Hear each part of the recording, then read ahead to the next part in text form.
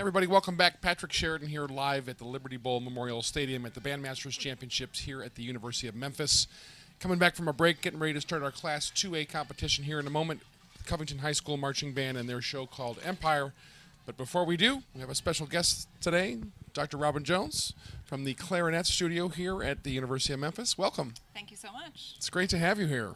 This is the very first time that tuba player has been caught in the daylight talking to a clarinet Right. player in front of, that on the often. internet. Right, exactly. So we had Albert and Will talking about some of the band opportunities at the University of Memphis, and we've got lots of band directors and lots of students that watch all throughout the course of the day, and Right. these are all archived for long times as well. So this is your chance to tell us what's happening clarinet-wise and woodwind-wise at the School of Music. Well, it's very exciting.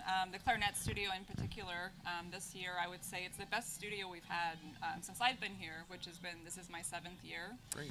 So we have 17 students in the studio, Wow. 3 grad students, and then a bunch of undergraduates ranging from performance majors, music ed, and then we have non-majors and minors. And the thing that I love about it is that they all are in the same studio. They all work together, so you might have a DMA student who's playing alongside a freshman or sophomore if that particular freshman is very talented, and they work in wind ensemble together. So it's a great opportunity for the undergrads to learn from the graduate students. That's a wonderful. And then the grad students get to serve as mentors towards them. Right. Yeah. Yeah, that was one of my teachers very early on said that the best way to learn what I was learning from him was to have my own student Yes. and have a chance to explain it and Right.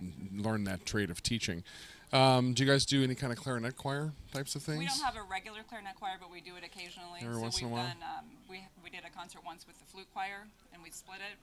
And we typically play on the holiday concert. Oh, so we cool. come together for things like that. Awesome. Yeah. With all the giant clarinets. Right. You guys have some yeah. of those?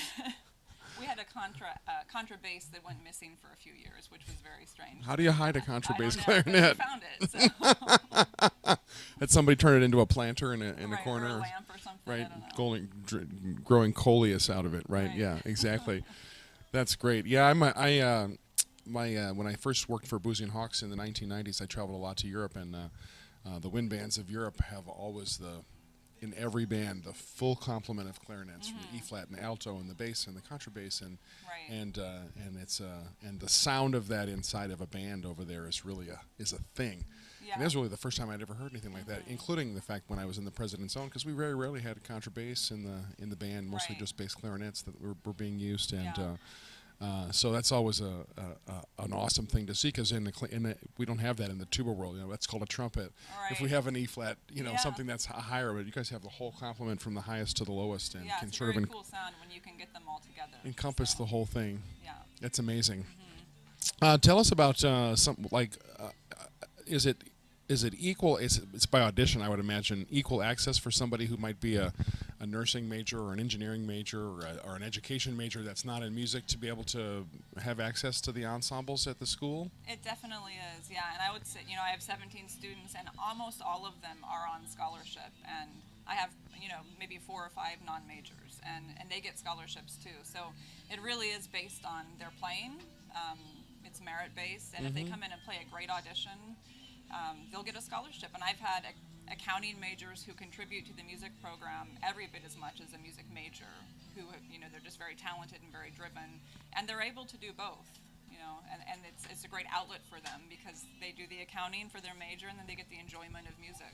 Absolutely. Yeah. I often tell people that one of my favorite university band experiences as a soloist was at Purdue University, where there isn't the School of Music, but there's 6 bands, and all the engineers are using music as their avocation. It's the thing that they need, Right. so they can maintain what they're doing as a student. So Yes. it's great that the University of Memphis offers those opportunities Right. across all the way across all the ensembles. Yeah, and a lot of times they want to go out after graduation and still, find gigs and things on the side. So they can still improve their playing even though they're not majoring in it. That's great. Yeah. That's great. So I know we've got some high school students watching. We probably have lots of high school students watching that are maybe junior high students getting ready to go to high school, and maybe some 9th graders in beginning band or in trying to develop them things. Can you give us some I'm going to open it up. There it is. Here's the can of worms. give us, without a clarinet, without a way to demonstrate, some tips that people could be doing when they're beginning to be able to sort of make that beginning across the break place. Across the break? Literally the break on the clarinet? Literally. Lots of air. Yep. Lots of air support. Yep. And then making sure that you have the right equipment. So you need to have a decent mouthpiece and a decent reed. That's one of the biggest things. You know, you can play on a clarinet that's not so great, and if you put a good mouthpiece and a good reed on it, it'll sound pretty good. So, and that's a fairly inexpensive upgrade. Yep. You know, you can get a good mouthpiece for $100. And so if you can't afford a new clarinet, you can do that. And the other thing I always recommend to students is take lessons. You know, it's the easiest way to improve, and a lot of people don't do it for many different reasons, but there's so many opportunities for lessons in the Memphis area. You know, I teach, I have grad students who teach, I have undergrads who teach, and so there's all different price levels, and there's all different locations across the city. So that's not really a hurdle if you want to do it. That's great. Yeah, that's definitely the best way to get better at something, is have a mentor and a guide, Right. someone that can show you the way and And show if you you the think ropes. you're going to want to try to get a scholarship in college, you know, start as a freshman taking lessons, or even sooner, and then you'll be that much more prepared for it. I think that's something that students watching need to really keep in mind, is that there are many universities opportunities across the United States where universities have some scholarship money to spend to fill out the department with people that are not majoring in the actual instrument. Right. And I know there's several people that were my students that went off to university that didn't think they were going to be financially incentivized to be a musician while they were studying something that not musical. Right.